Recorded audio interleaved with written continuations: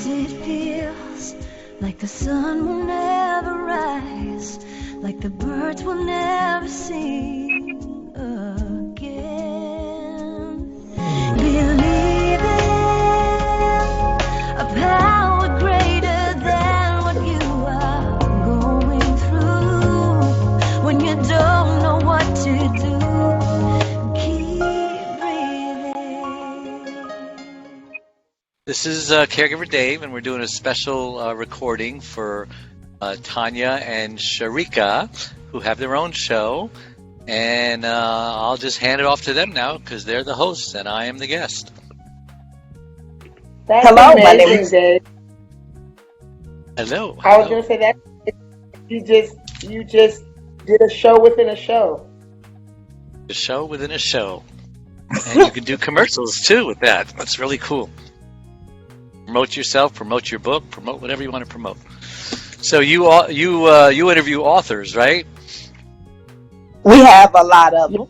We have interviews. So we'll take a couple of breaks, and I'll show you my two book trailers, which will help promote my book. So what can I do for you, girls? Thank you. Well, my name is Sharika Dash, and we're here today to hear your story of how to survive as a caregiver. How to survive. Well, I always thought that I did a good job surviving caregiving, but I've come to realize that surviving is not enough. Surviving, you think of that poster of the black cat who's all wet and she's holding on by her claws, and it says at the bottom, "Hang in there," and the cat's just going like this. And how many times do we feel like we're just hanging on? We're just surviving. We're just making it, Well, who wants to just survive, right? It's like there's three stages of financial prosperity, right? There's when you have not enough money, right? That sucks, right? And then you come to a point where you have just enough money.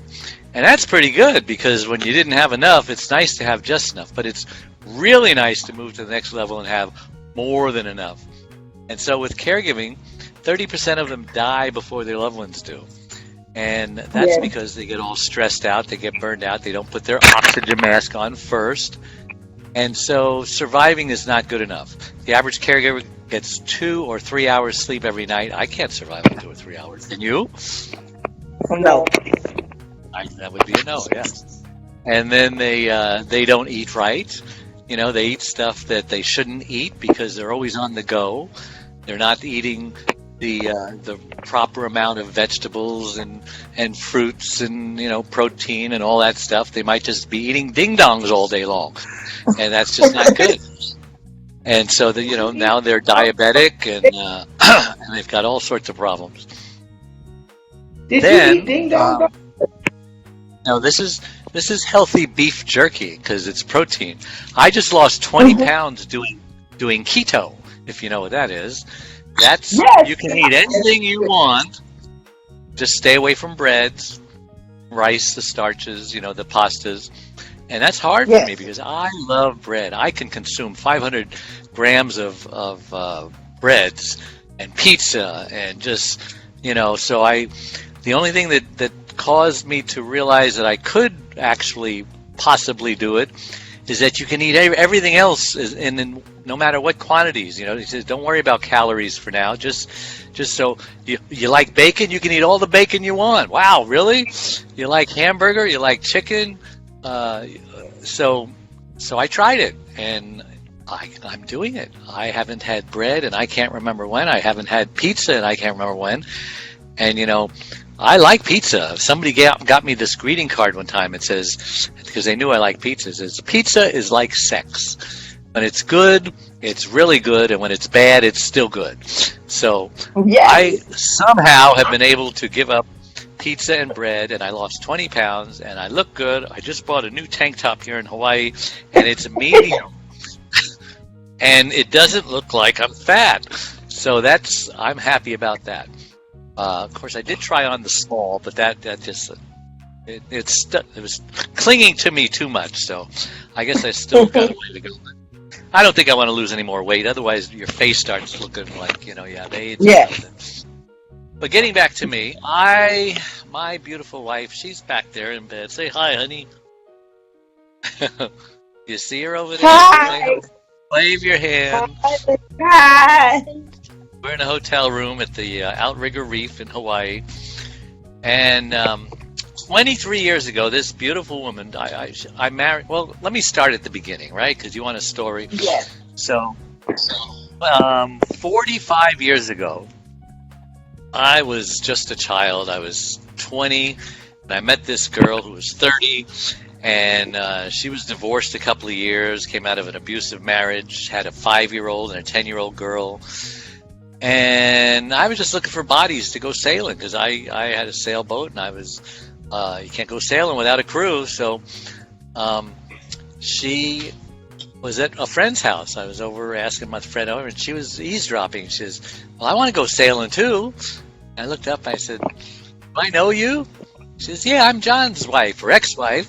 Because John was the one I went to sailing with a lot, and one time he brought his wife. And he looked a little familiar. And I says, "Oh, well, I'm sorry that you're divorced." She goes, "Don't be. He was a real jerk." And so she says, "Well, can I go?" And I says, "Well, did you get sick last time?" She goes, "No." I says, "Okay, you can go." And so I says, "Great, another body." Checked off my list. And then the next day she calls me up. I don't know where she got my number from. She said, "Hey, I just wanted to thank you for inviting me sailing, and in appreciation, I want to invite you over to my house for dinner." Thinking, what? You know, I'm 20, she's 30. In the 70s, we didn't trust anybody over 30. She was just, an older woman. And I said, well, it was a free meal, we're starving student. I says, okay. She goes, yeah, you'll like it. I'm a gourmet cook. I didn't know what gourmet was, but I didn't say that. So I show up at her door, I ring the doorbell, and she opens the door, and all of a sudden I get hit with this woof of aromas, First, the smelled was incense. It was the 70s, and it was a familiar aroma. And then the next thing I smelled was her perfume. Now I know it was Giorgio, but it smelled really good. And then the third thing that I smelled was this amazing aroma coming from the kitchen. And I'm Middle Eastern, my parents only cooked Syrian food. Very rarely did we have American food. My father liked his meat well done, so he just, told her to burn a steak on the frying pan, and when it was black and charred, it was done right. So I thought the only food in the world was Syrian food and burnt meat, and so my palate was very undeveloped. But it smelled really good. And then I noticed in the background, all the lights were down low and candles were flickering everywhere. And then I heard in the background, unforgettable, that's what you are. And then everything just froze. And I says, oh my God, I'm on a date. And then I freaked out. I says, oh my God, do I want to be on a date with this older woman? And so I checked her out, top to bottom. She was wearing this Hawaii muumuu thing, and she looked pretty good for a 30-year-old woman. And so I said, I can do this. Reality came back. That all happened in a split second. And she says, oh, you're going to love the evening. It's an 8-course meal, and the theme is everything is stuffed. And we had stuffed mushrooms with caviar and stuffed Cornish game hens and stuffed dessert. And by the end of the evening, I was stuffed. Nevertheless, it was a date, as unexpected as it was. And the next time we met was on the boat, and we just did the getting to know you dance for 8 hours. It was an 8-hour sail to Catalina. We leave at midnight. We were up all night. And by the time we get there, we're fooling around on the island, and coming back, we hit a storm, and she was barfing over the side. The whole crew was barfing over the side, and I said, oh my God, she's never going to want to go out with me again. Here she's on a boat thinking she's going to die. But she did go out with me again, and again, and again, and about a year and 3 months later, we got married. So we had a fairy tale storybook romance, courtship, and marriage. We never argued. We never yelled at each other. We never disagreed. And everybody said, are you crazy? You're marrying a woman 30 years or 10 years older than you, and you're still in your third year of college, and you don't even have a job, and she's got a 5-year-old and a 10-year-old and a crazy ex-husband who's still stalking her and slashing the tires of anyone she goes out with. And he didn't bother me because I knew him. He kind of avoided me. And I says, yeah, but I think I'm in love, and I don't want to let go of my soulmate and kick myself in the butt the rest of my life. And so that's how it started. But then 23 years ago, she was complaining about this headache. Right around the time we're supposed to be having a empty nest syndrome, right? Where the kids are all grown up now, and we got the house free, and we can do whatever we want. We can travel. Don't have to worry about leaving kids at home to destroy the house. She complains about this headache she's had 3 days. And on the fourth day, she was going to go see a doctor, but instead, the ambulance had to come. And it was too late. The woman I loved had suffered a massive stroke. It left her severely speech impaired and paralyzed on one side. And our world turned upside down, and nothing would ever be the same again. And those next 2 years were like a living hell for both of us. She was angry and bitter most of the time. And point, I just didn't think I could take it. I wrote her this letter and said, Charlene, why are you so mean to me? I can't even take care of you. It's so hard, 24/7, not getting any crumbs of appreciation or love in return. And I just don't think I can be with you anymore. And I'll take care of you financially, but I just can't be with you. And I read the letter over and over again, and I wanted to give it to her, but I says, how can I give this to the woman I love, to my soulmate, to the mother of my children? So I filed it away. And I went on in my loneliness and depression until I found a business card in my pocket. I didn't even know where it came from. Somebody must have given it to me. It invited me to a caregiver support group. I didn't even know what a caregiver was, let alone a support group. But I figured if they gave it to me, maybe they thought I needed it, so I went. And everything changed for me. I met people there just like me, burned out caregivers. And I learned if I didn't put my oxygen mask on first, I couldn't take care of Charlene. So I just started taking care of me first, being selfish, that I could take care of her. And slowly but surely, she started to see a change in me, that I wasn't reacting to her anger, because anger was her best and favorite emotion in the grief process. And I was the only one to take it out on. And so she started becoming her old self again, slowly, very slowly. And then our love started to get rekindled slowly. And then I realized that there are other caregivers out there who are suffering and going through so much pain, and I didn't want them to give up like I almost gave up. So I became Dave the Caregiver's Caregiver. It a popular syndicated radio show, heard in 150 countries and all 50 states, and I'm writing my fourth book now. Here's the third one about caregiving, and I got the first one over there, One Arm, One Leg, 100 Words, talking about our memoirs, how we survived without killing each other. And now my fourth book is about Dave's hammock wisdom, 99 lessons learned living life, because every time I lay on my hammock, God gives me this wisdom, and it'd be selfish for me to just keep it to myself, so I'm sharing it with the world. I used to counsel my teenage friends when they were younger. Well, how can I get this girl to like me? And I said, here's all you got to do is this and this and this. And when they listened to me, they got the girl. And when they didn't, they didn't.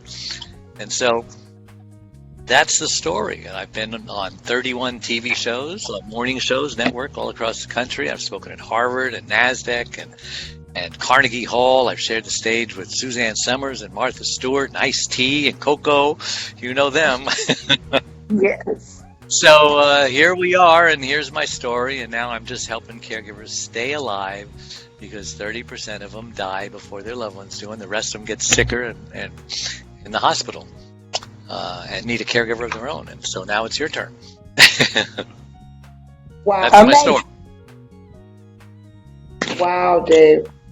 And both of us have been caregivers. I know Sharika took care of her mother.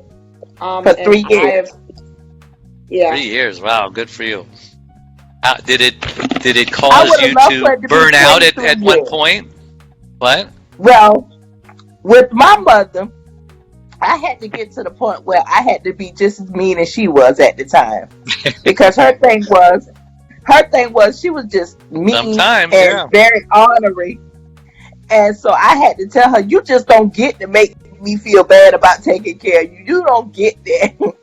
And I had to just sometimes treat her like that, because her thing was, I don't want nobody to do nothing for me. I'm going to do it myself. But then she makes a big mess. So just like 2 year olds. Do it myself. Yeah. Well, I'm What was tired. her What? What was her illness and or disability? She had ovarian cancer, and with the process of having ovarian cancer, she ended up getting a treatment that didn't agree. It ended up making her cancer more aggressive. So it ended up actually messing with brain cells and different other things. So she was Which almost is just starting over like from the dementia. beginning. Yeah, Yeah. that's too bad. Yeah, so you did 3 years of hell. Well, it wasn't all hell, right? Just the last part. No, matter of fact, I loved her so much. Even the hell, I loved that too. But the thing was, she was so young. My mom was only 42 at the time. That's very young. Charlene was 52 when she had a stroke, which is still young. You know. Yeah, yeah, Now she she's was so 75 young. and she still looks great. I forgot to mention that she still cannot talk and she still cannot walk, but she can communicate non-verbally through Pictionary and charades. You know, two games I hate, by the way, but I'm learning to love. And she has this power chair that goes faster than me. She just makes us all look like whiners and complainers, a cross between Martha Stewart and Wonder Woman. And I've got arthritis in my feet. I just had to get some injections in my feet while I'm here in Hawaii. We got a great doctor here, but I got to stay off my feet for 3 days so that the stuff can take effect. So kind of both trapped in bed for the next 3 days, I guess. But it's a nice place to be trapped in bed with the ocean right out our door. Can you see that? Yes, Nice. I heard the waves earlier. I know they were so loud I couldn't hear you. I heard I the had to come waves earlier. I inside. was like, oh, that's amazing. Yeah. Well, So I know.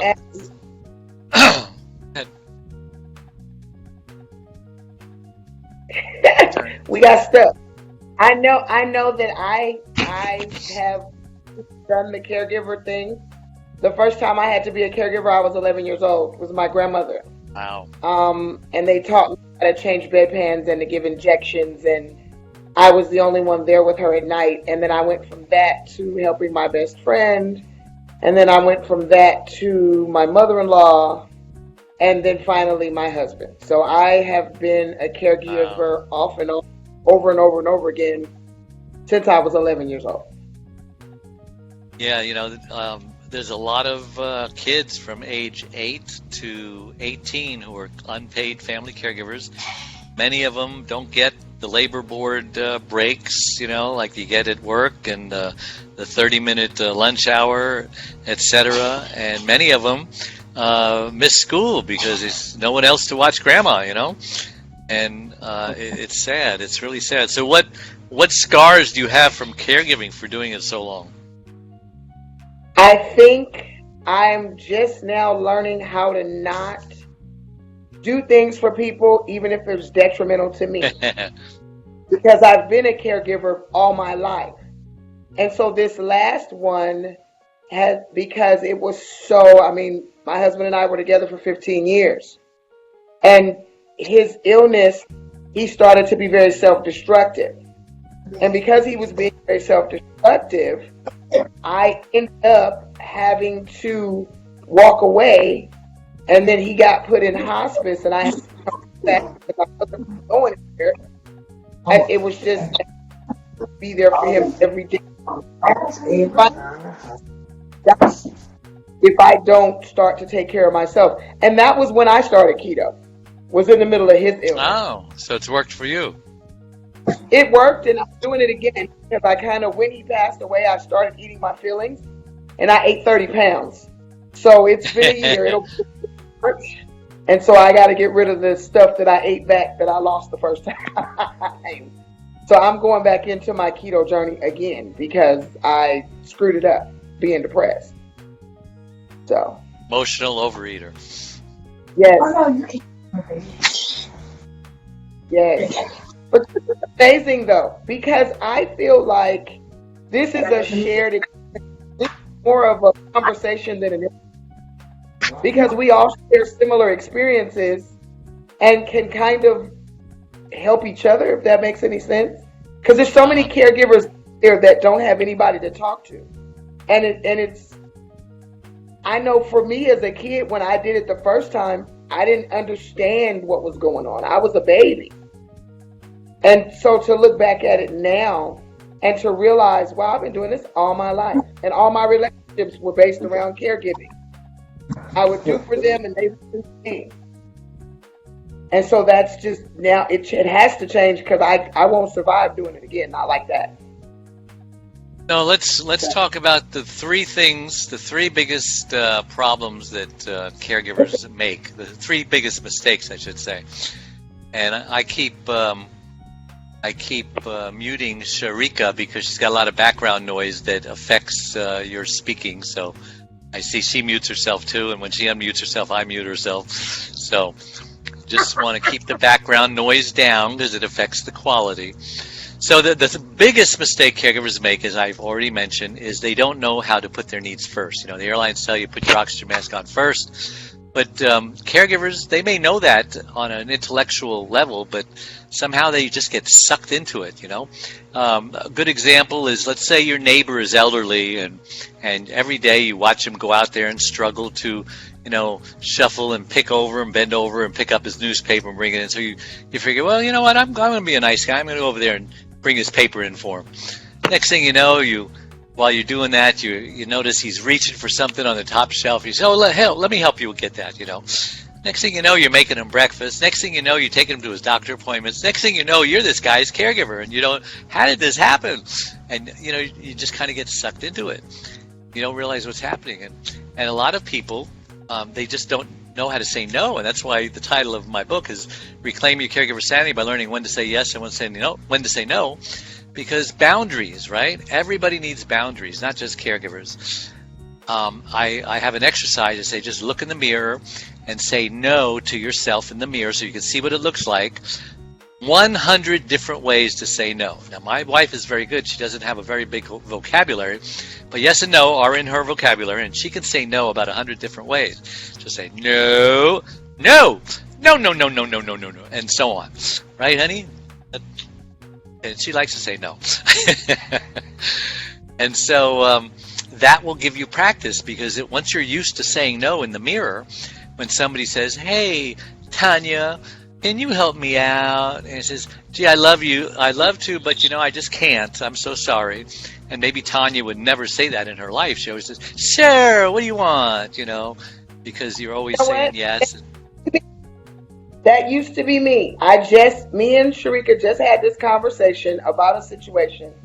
And I told her, I said, look, it used to be that whatever my friends wanted, it didn't matter if it benefited or not.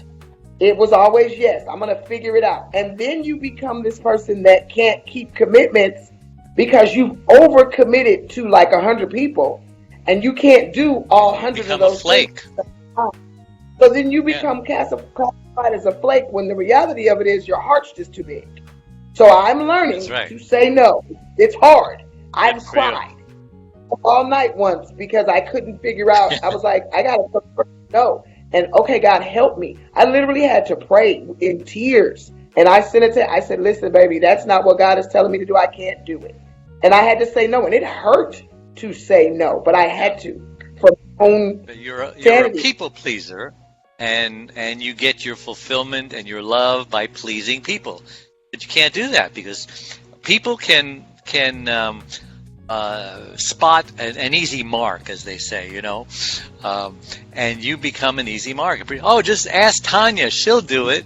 Oh yeah, Tanya never says no. And pretty soon you've got a reputation that Tanya's my go-to girl. You know, she can get anything I want whenever I want it, and if she can't get it, she'll find it somewhere, you know, and that's just no good. And so you had to get over the fact that it's okay if people don't like me. And they won't necessarily not like you just because you say no, but you have the fear that saying no means, oh, now they're not going to like me, and now I'm not going to have any friends, now I'm going to be lonely, or, you know, wherever that takes you in your mind. So the one thing that you need to be is a friend to yourself, because the Bible says, love others the way you love yourself. And if you don't love yourself, how are you going to love others, you know? Dave is preaching. Dave is preaching. Did that in, Dave? Oh, man. That was smooth, Dave. I love that. That was smooth. But you're not wrong. And if you don't love you, you can't love anybody else. That's right. And we've all met, I mean, if you're a woman, you've all met men who claim that they love you, but you know, dude, you don't love me. You don't even love yourself. You know, you don't know what love is, right? Isn't that a common conversation with that a woman has with a man who's just using her, and, you know, why buy the cow when the milk's free and all that stuff? You know, and he thinks he's in love and he's making promises, and these girls just want to hear this, and they're just easy marks. And that's just one aspect of romance, but there are so many other aspects, you know, especially as we get older. It's really sad, but it's interesting how many times after a couple gets a divorce and one of the divorced couple has a need, like a surgery or something, there are so many ex-spouses taking care of their ex-spouse as a caregiver, and they're not even married anymore. And I'll ask them, well, why? Oh, you know, I still love him. I just can't live with him, that kind of stuff. But it's a very interesting thing. The next biggest mistake the caregivers make is they don't know how to ask for help. You know, everyone has one of these. It's called a cell phone. You turn it on, you punch in your number, and you speak. Hello, Mom. I need help. Grandma's driving me crazy. You know, call your brother, call your sister, call your wife's ex-husband, call anybody, but get over that silly notion. If you can't do it all by yourself, you're a failure as a caregiver, because that attitude will kill you. I mean, I'm the caregiver's caregiver, and I was using a skill saw one time, and I know how to use skill saws. I know how to be careful. I know how to use power tools. And I was cutting this long piece of molding, and somebody really needed to hold the other end. And I was around other people, but I just didn't want to ask for help. I didn't want to be indebted to anybody. You know, what do we say when we don't ask for help? Oh, they probably are too busy, or, you know, whatever the reason is you don't ask for help. Caregivers can't do this by themselves. They do need help, and you're not a failure if you can't do it. So I cut my finger down to the bone because I didn't ask for help. And then I went to the ER, and they sewed it up, and then I thought I learned my lesson. A month later, I was doing something at my business, and the wind hit me in the head, 3 stitches in the head. He comes back and said, well, what did you do now? I said, I don't know. I thought I learned my lesson. I needed help. I didn't ask for help.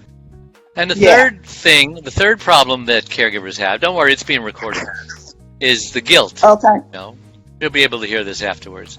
And, you know, we all remember that caregiver who took care of his elderly father in the junk business, that show that was on. It was called Sanford and Son, right?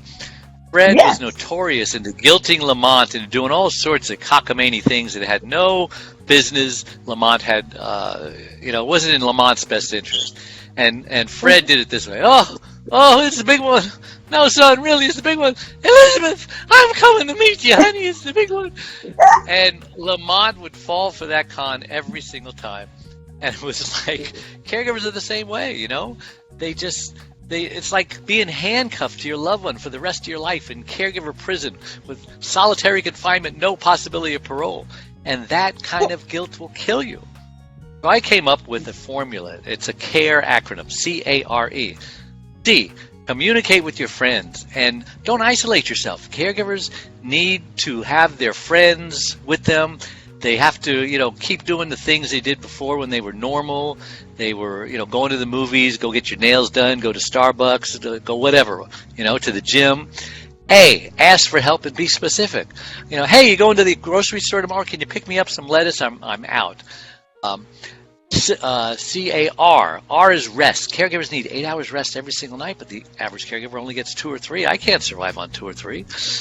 And E stands for eat. Eat healthy, nutritious food. Don't eat junk food. Junk food's got sugar, chemicals, processed ingredients, and all that stuff will kill you. So that's basically my story. I told you who I am and what I've done, and what the 3 biggest mistakes caregivers are making, and some tips to do it, you know. So I think that's all I got to say. What do you guys think? We have 5 questions that we usually ask everybody that comes to the show. All right. What so are we're the gonna ask 5 you these 5 questions? Okay, if you was to have to sit down with someone who was in the same situation, what advice would you give that person? Well, I think I already answered that with the CARE formula. I just do the C, communicate with your friends. Don't isolate yourself. Ask for help and be specific. rest, get 8 hours rest every single night, and eat healthy, nutritious food. Don't eat junk food. Okay. Next question. Okay. Me personally, I have a sister-in-law who tends to try to care for everybody, but she's caregiver for a mother. And that's a big enough job right there. Yeah, and I'm trying to encourage this lady that, okay, you're going to pick one thing. You're going to either take care of your mother or take care of everybody. I need you to pick one. So my thing is, if you knew somebody that was just all over the place, what advice would you give that person? Well, I would tell her that if you had a child, would you want them to be going through what you're going through? And of course, the answer, no, I don't want to be a burden to my children. And you know what? Her mother doesn't want to be a burden to her child either. And so she just has to force herself to say, I'm not going to sacrifice my life for my mother's life. Our lives are both equally important. And my mother would not want me to sacrifice my life, because a mother would throw her body in front of a locomotive to save her child's life, right? And so once she gets that perspective, then, she'll make some wiser decisions. It's funny you say that, though, Dave, because it seems like that would be true of some parents, but not all. There are some parents that would not make those type of sacrifices for their kids. It's rare, but you see it more often today. Those are bad parents, and not all parents are good.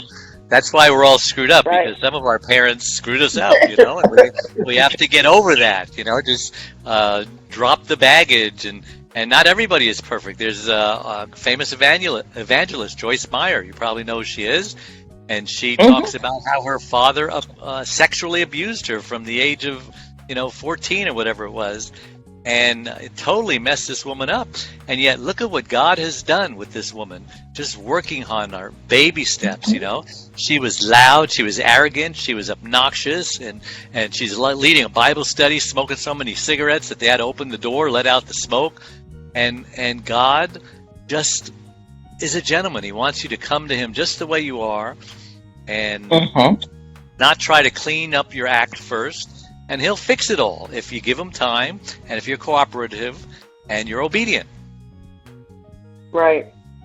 And I think we all have similar stories. And I think my trail of tears as a caregiver was because of rejection and abandonment from my mother, was because of all of those. So I'm trying to, because as a child, you think to yourself, if your mother doesn't want you, then what's wrong with you? Right. So in order to fix that for everybody else, I have to make, and so you have to make everybody like me, because, well, my mom didn't want me. So I must be something wrong with me, so then I have to fix it for everyone. And that was the start of it. It started from a baby, from a child. And so it just kept going and going and going and going. Right. Yeah. It sounds like, and let's say I was the people pleaser. I was the people pleaser, because I'll be 47 on Sunday. I will be 47 on Sunday, baby. I need you to understand. You look pretty good for 47. If it does not fit, thank you. If it doesn't fit into God's plan, I'm not doing it. And that's just my bottom line.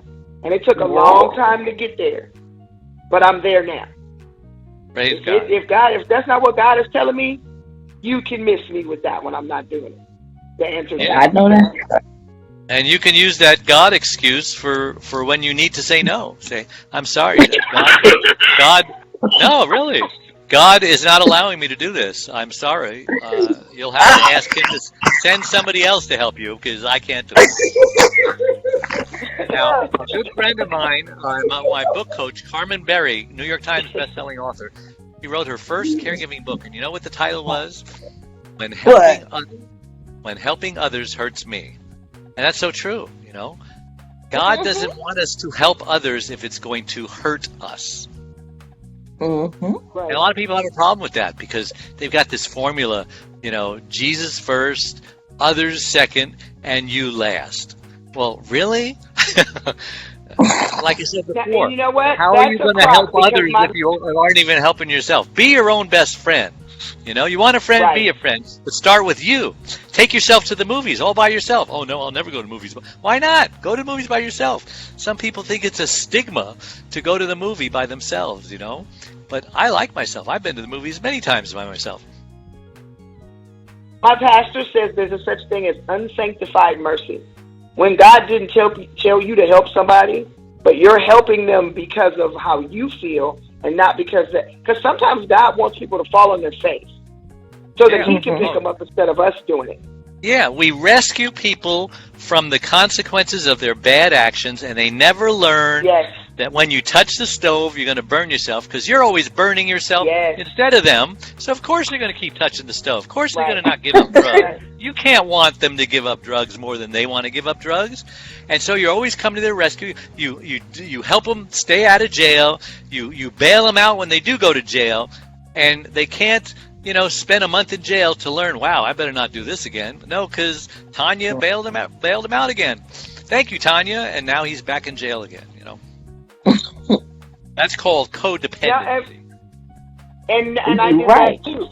Tough love. And I did that too. And it was hard because, and that's when I walked away from my husband, that was the reason why. Because not only do you have prostate cancer, took you 47 years to figure that out. Wow. 47 years into marriage. Yep. And when he finally was like, I figured it out. Well, baby, now you're dying. Now it's too late. Now the cancer, between the drugs and the cancer have eaten you alive. And so now all I can do now for you is take care of you and be here and hold your hand because it's too late. And so that was the part that he could never figure out. And I was enabling him, and he was doing what he was doing. So I understand. I get it. Took a minute, but I get it. Did he get sick after you divorced him or no? No. And we didn't get a divorce. He got sick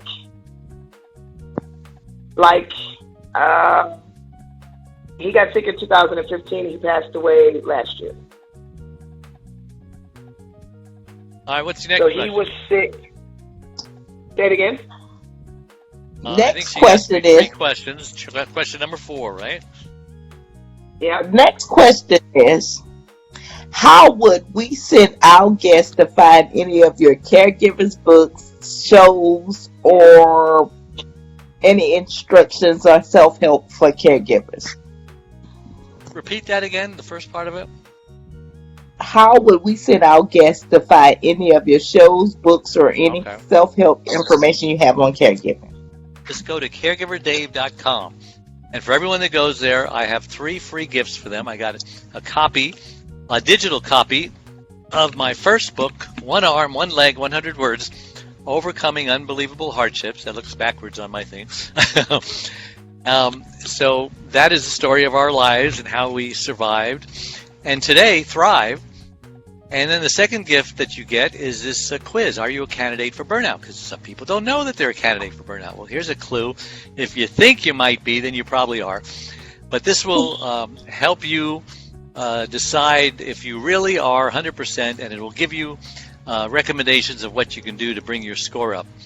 And then the third gift is an audio soundtrack to help you sleep at night so that you're not just sleeping 1 or 2 hours. It helps you get to sleep and it helps you stay asleep. And it's a membership website for a small nominal fee, $97 actually, for the rest of your life. It's a one-time fee. You get tons and tons and tons and years and years and years of resources. It's an online caregiver support group, part of our Facebook page. I've got 45,000 members. And you're just not alone anymore. And there are videos, there are blogs, there are articles, there are group chats. You get a free hour of coaching from me just by becoming a member. And, I get $300 an hour for coaching. And for $97 for the rest of your life, you get an hour of it. So the value is just ridiculous. And so that's where they can go, caregiverdave.com. It's your one-stop place to get the support you need. Wow. All the books are on Amazon All right. as well. And our fifth and final question. Okay, Yes. our fifth and final. I think something is cutting out. But our fifth and final question is, if we have someone who is a caregiver that feel that they just can't do it no more, and they're at the point where they feel they just want to give up, what would be your advice? And is it okay to feel that you can't do it no more? It is okay. It's a hard job, and it's a really impossible job. And I felt all of that. I thought that I couldn't do it anymore. But there are things you can do. You can get away. I had my in-laws come and watch my wife, and I just hopped on a plane and went to see some relatives and cousins that I hadn't seen for decades. And when I came back, I felt rejuvenated. I had a new lease on life. I was able to just keep going. You know, when your phone starts flashing 2%, danger, Will Robinson, you know, you better do something or this thing's going dead. Or if you forget to put gas in your car and the light's flashing, you know, reserve, you're going to get stuck on the freeway or God knows where, maybe in South Central Compton, and, you know, someplace you don't want to be. And that's how it is with caregiving. If you're to the point where all you can say is yelling at your loved one and you know, maybe even hitting them, you know, because elder abuse happens sometimes. Child abuse happens sometimes because you get so frustrated with this kid. You need a timeout. And so, yes, you definitely need to remove yourself from the situation. Call somebody to come and take over while you go take a breather or a timeout, or go get a massage, or just get your hair done, or get your nails done, or go to Starbucks, or just literally go away for the weekend, because you're no good like that. That person cannot be a caregiver. And maybe you shouldn't be a caregiver. Maybe it's time to put your loved one in a facility, a good one, or maybe it's time to find a sibling who needs to step up, you know, or step up with money or their time, and the money will help them. Maybe you need to find out if your loved one qualifies for government assistance, you know, from Social Security or the VA. Even a spouse of a VA veteran is entitled to a lot of benefits, you know, in assisted living or nursing home. So there's just a lot of stones that need to be unturned, but don't feel bad, don't feel guilty, because you're doing your best. And without God's help, nobody can do it, because I sure couldn't. So if you haven't asked for his help, try that too. We thank you so much. That has been very helpful, because me being in this situation and me looking at my sister-in-law, mine's only lasted for 3 years. My sister has been doing this for numerous of years, and she's also have her health issues, and a lot of times she has to put a lot of her stuff on the back burner, and then everybody else is her problem as well. And see, my thing is, I don't want to stop my life to help you help everybody else. If you was just caregiving and you needed help with that, I would be fine. But I can't stop my life just because you want to help everybody else. So maybe she'll listen to it and realize that we do want to help you, but your other problems is just not our problem. Yeah, well, even listening to this podcast should help, you know. Mm-hmm. So I thank you for having me on the show. All right. And I thank you for having us on your show within a show, because this is a show within a show. No problem. Thank you very much. And I will play the outro to my show. Actually, I said I was going to do a little commercial on my book. So here's the free book offer that I said you will get if you go to caregiverdave.com and click the Learn More button. So this is the book, the free book that you're going to get. One Arm, One Leg, 100 Words, Overcoming Unbelievable Hardships, is about Charlene, a stroke survivor. Back in 1996, Charlene was a healthy, normal, very active 52-year-old woman whose amazing talents resembled that of both a Martha Stewart and a Wonder Woman. But all that changed when she suffered a massive stroke that left her severely speech impaired and paralyzed on the right side. Who am I? My name is David. I've had the privilege of being Charlene's husband since 1975. We had a wonderful, fairy tale, storybook-like courtship that culminated in our marriage a year later. Charlene had just come out of a marriage where after 10 years, she received 2 black eyes and a broken nose by her former husband when he came home high on speed. Charlene believed in no second chances of any kind for abuse, so she left. Finding herself all alone in the world with her 5 and 10-year-old daughters Cynthia Lorraine and Deborah Lynn, she started raising them by herself for the next 2 years. Then fate brought us all together. After falling in love with Charlene, Cindy, and Debbie, our love then produced Rebecca Elizabeth. We had a wonderful, normal life for the next 20 years. But today, things are very different for everyone. How about the reaction of 9-time Grammy and Dove Award recipient, the godfather of contemporary gospel Christian music, Andre Crouch? Charlene just won't let the promises of God go, and she has not let her circumstances get in the way of her faith. She's not just a survivor, she's more than a conqueror, as the Bible states. You'll be encouraged by her testimony, regardless of what you're going through. Available everywhere. I forgot about Andre Crouch being in there. You probably know who he is. I know quite well who. I grew up with Andre Crouch. In that time, his church was up the street from my family's church. I know exactly who he is. Oh, really? Yeah, on Vaughn Street. Yeah. I went to that church for several years. We were good friends. Did you? I miss him so much. It's been 5 years. It's hard to believe. Yeah. And his twin Yeah, sisters. he was one of the generals in ministry. Yes, he was. He used to tell me that Carmen, the musician, had these hundreds and thousands of salvations in his. He would fill up stadiums, and he says, Carmen got saved at an Andre Crouch concert, so I get credit for all those souls too. It's kind of like network marketing. Yeah. I didn't know that. Right. Yeah. I didn't know that Carmen was affiliated with Andre. I did not know that. He's not affiliated. He just happened to be in an Andre Crouch concert when he got saved. That's how he got saved. Wow. That's awesome. So Andre's thinking, wow, if Carmen got saved through my ministry and he's saving all these souls, I must somehow get credit for all those souls too. He would, joke around. Right. But it's an interesting concept. Well, Jesus was the first network marketer. So that's right. All right, girls. He told 12 people, and they told everybody else. Did a good job. Thank you so much, Dave. That's amazing. Hope you like the new platform, and check it out, and I think it'll work for you. Thank you. Oh, my gosh. Okay. You're amazing, Dave. Sometimes it feels like the sun will never rise, like the birds will never sing.